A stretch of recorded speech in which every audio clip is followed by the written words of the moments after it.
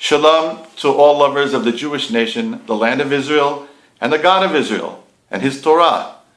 Today I will be reading to you from the book Pninei Halacha, Ha'am v'Ha'aretz, Pearls of Jewish Law, The Nation and the Land, written by Rabbi Eliezer Melamed, who is the rabbi of the community of Har Bracha in the Shomron, where I live. And today I will be reading to you a section entitled The Prohibition of Surrendering Parts of the Land of Israel.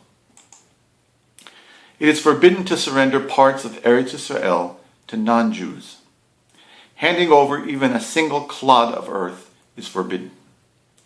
The following is a brief description of the prohibitions involved. Number 1, the mitzvah of settling the land.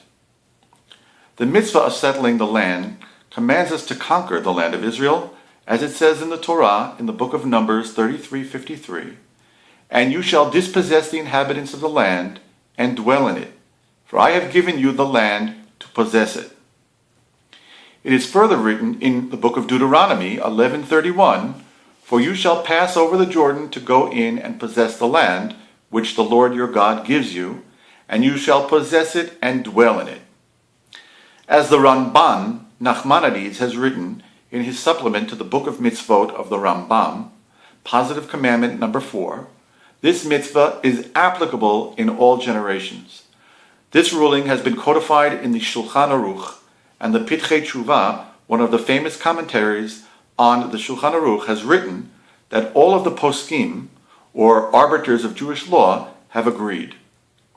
It has also been explained that the mitzvah of settling the land even overrides pikuach nefesh, or saving of lives of individuals. For according to the Torah, we are commanded to conquer the land of Israel, and as is known, there is no such thing as a war without casualties. From here, we learn that in the milchemet mitzvah of conquering and settling the land and defending it against enemies who seek to destroy us, the pikuach nefesh of individuals is not taken into consideration. In light of the commandment to conquer Eretz Yisrael, it follows that it is forbidden to surrender parts of the land once we have placed it under our sovereignty. Number 2, danger to life. As explained in the Talmud and as codified in the Shulchan Aruch, in every concession to the enemy, even the smallest, there lies great danger. Therefore, the sages instructed to profane the holy Sabbath and endanger lives in order to fight enemies who come to steal straw and hay from communities situated on the border of the land. For if we concede to them over straw and hay, our factor of deterrence will be damaged, and the enemy will come to conquer the communities themselves and murder their inhabitants. How much more so is it forbidden to surrender entire communities to the enemy? Number 3, they shall not reside within your land. In addition to the general mitzvah of conquering the land, the Torah commanded in the book of Exodus 23:33, "They shall not reside in your land." The Rambam, or Maimonides, ruled that when we have the capability, we cannot allow someone who is not considered a ger toshav, or in other words, a non-Jew living in the land of Israel who accepts upon himself and observes the Noahide laws, to reside in our land. However, the poskim hold differing opinions on who is a ger toshav. Some say that a non-Jew is only considered a ger toshav and allowed to live in the land if he accepted upon himself in front of a Beit Din to guard the 7 Noahide commandments out of a belief in Hashem, the God of Israel. This holds true only when Israel's hand is strong, meaning that Israel's moral and military posture is such that it needn't worry excessively about world opinion. Other Torah authorities maintain that even if the non-Jew did not explicitly accept upon himself in front of a Jewish court to become a ger toshav, if he doesn't worship idols and fulfills the 7 Noahide commandments, there is no prohibition for him to live in Eretz Yisrael.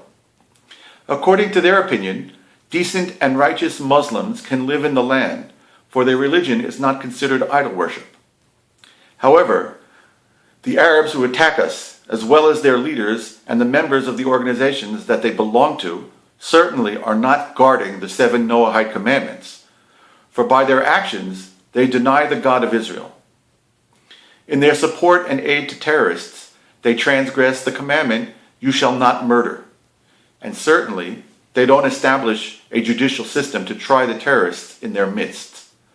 Consequently, according to both halachic opinions, when Israel has the capability, it is forbidden to allow them to remain in the land.